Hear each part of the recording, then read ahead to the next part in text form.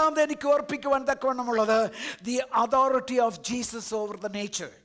Hallelujah. നമുക്കറിയാം, വളരെ പരിചയമുള്ളതായ വേദഭാഗമാണ് മത്തായിയുടെ സുവിശേഷം 8-ാം അധ്യായം, Matthew chapter 8 verse 23 to 27. ഇതാണ് നമുക്കറിയാവുന്നതായ വിഷയം. എന്താണ് അവിടെ പറയുന്നത്?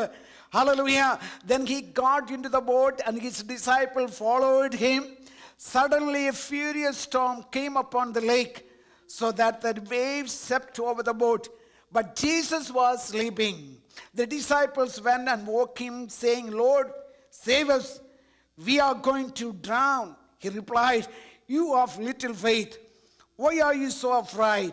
Then he got up and rebuked the winds and the waves, and it was completely calm.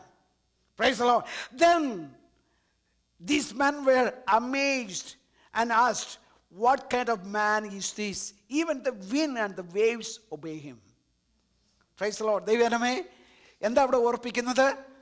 Hallelujah. കർത്താവിൻ്റെ മുമ്പിൽ എന്താണ്?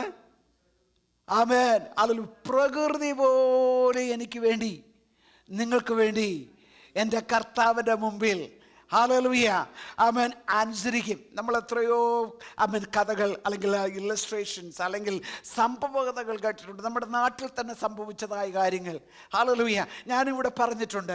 ഹല്ലേലൂയ. ദൈവമക്കൾ ഹല്ലേലൂയ ഒരുമിച്ച് കൂടുന്നതായ സാഹചര്യങ്ങളിൽ ഹല്ലേലൂയ ഭയങ്കര മഴയോ പ്രതീക്ഷിച്ചതായ സമയത്ത് ഹല്ലേലൂയ ഈ പന്തലിൽ മാത്രം മഴ പെയ്യാതെ ബാക്കി ചുറ്റുമുള്ളതായ സ്ഥലങ്ങളിൽ മഴ പെയ്ത് ഭയങ്കര മഴ പെയ്തിട്ടും ഈ പന്തലിൽ മാത്രം മഴ പെയ്യാതിരിക്കുന്ന, ആ ചുറ്റുപാടിൽ മാത്രം മഴ പെയ്യാതിരിക്കുന്ന എത്രയോ സാഹചര്യങ്ങൾ നമ്മുടെ മാതാപിതാക്കൾ പറഞ്ഞു കേട്ടിട്ടുണ്ട്.